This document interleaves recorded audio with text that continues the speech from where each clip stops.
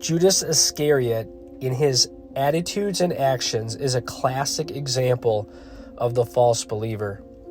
As one of the 12, Judas was extremely disappointed at the kind of Messiah Jesus turned out to be.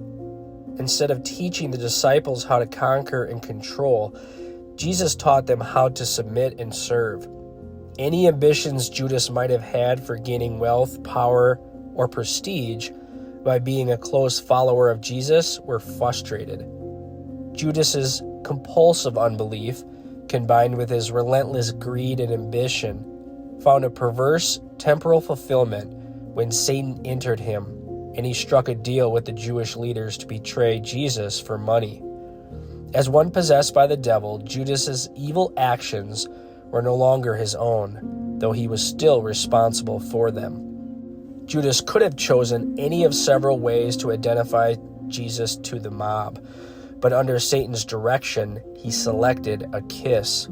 This kiss was normally given as a sign of affection between close friends or between pupil and teacher. In the context of Judas's scheme, however, this kiss could hardly have been more despicable because he twisted its meaning so cynically. It's hard to imagine what grief Jesus must have felt when the one who had been treasurer for the 12 brashly came forward, said, "Hail, Rabbi," and kissed his master. Judas's situation was unique, but his basic attitude is typical of all false believers.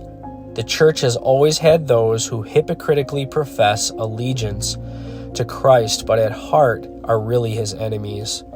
Whether it is to advance their business or profession, gain social acceptance, or salve a guilty conscience, hypocrites identify with the church for various reasons.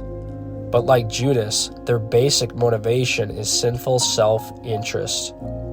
May God give us the courage to examine our hearts and repent of such traits, and the discernment to deal biblically with false believers in the church.